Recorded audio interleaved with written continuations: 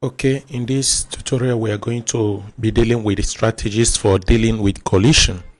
And number one in the strategy is the bucket strategy. Okay, now the bucket strategy is applied. Now before we continue with these strategies, let's quickly look at the cause for this collision.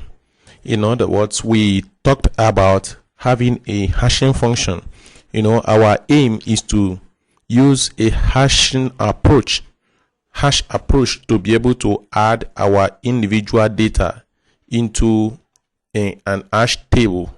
We told ourselves that there are ways of actually creating this table data structure. We can use arrays, we can use BSTs, binary search trees, but in this approach now we are looking at using the hash function.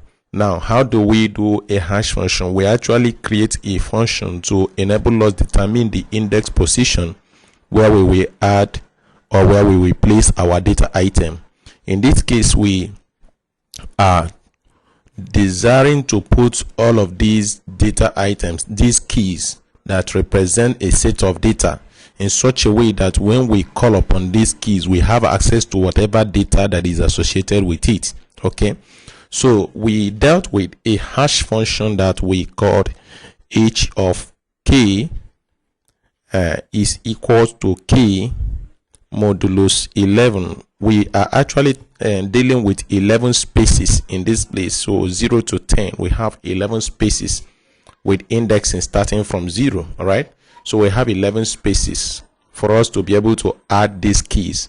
And then each of these key, now each of k is equals to k1 k1 times 26 to power 2 plus k2 times 26 to power 1 plus k3 times 26 to power 0.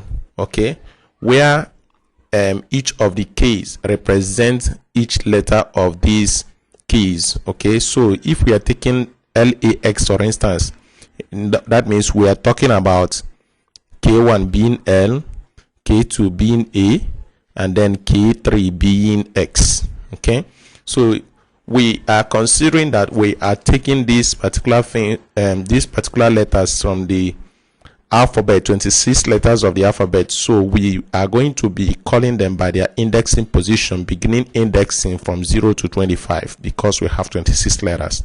Now, when we talk about A is going to be at index 0, while L is going to be at index 11, if I'm correct, and this one index 13. So we multiply this by 26 to power 2 and add it to 0 times 26 to power 1, which is going to evaluate to 0. And then this one is going to 26 to power 0 is going to evaluate to 1. So we mean 23 times 1. Okay, when we evaluate these things, it's going to give us k. And then when we find the modulus of k, when we divide by 11, we are going to find the hash value, which may be 1, 2, 3 to n or so. So when we evaluated the LAX, we have 1, and so we placed it here. Okay, now when we evaluated the DCA using this same formula, we also had 1, which is supposed to be in the same indexing position. And because this and this are going to find themselves in the same indexing position, this is called collision. Now, it is a problem. It is not just in this particular position. We find the same problem here and we find the same problem here. How are we going to deal with this collision in implementing our hash table? Okay, the first thing we are looking at here is the bucket strategy.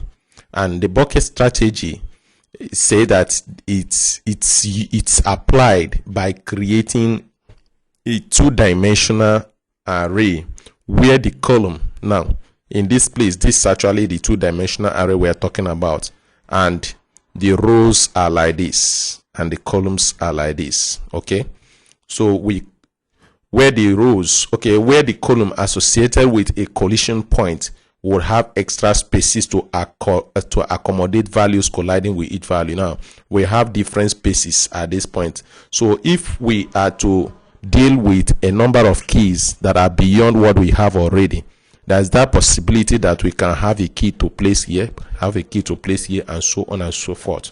Okay, now if we want to access any of the keys here, we are going to be accessing it using the array value, because this is array indexing position.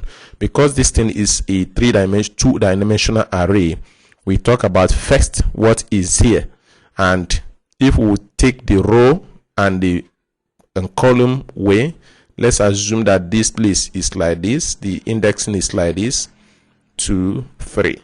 Now for us to access LEX, the thing is going to, for us to access LAX is going to now be 1 and 0, okay, meaning that LAX is located at this and this. Okay, now if we want to access this position, we are going to deal it this way. In other words, it's going to be 1 and 1. Okay, so that is how we'll be able to access a particular value in the hash table that is implemented using a two-dimensional array.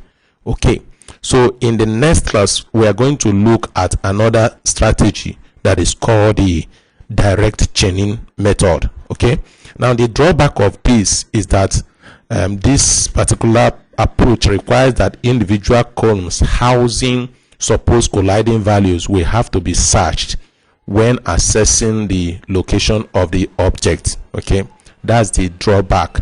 In other words, we can't just come to a point. Initially, the idea of table is that we come to that point without having an in-depth search, but the drawback is that when we come to that particular point where the hash value points us to, we need to search that particular column, and the time it will take to search that particular column is actually going to be a kind of drawback in this approach.